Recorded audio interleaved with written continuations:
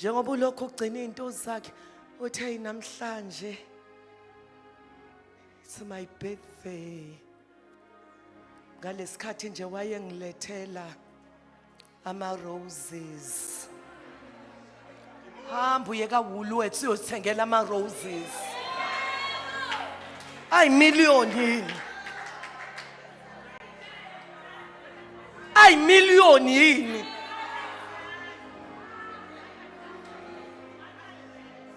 ngabe usengilethela ikhadi hamba usithengela ikhadi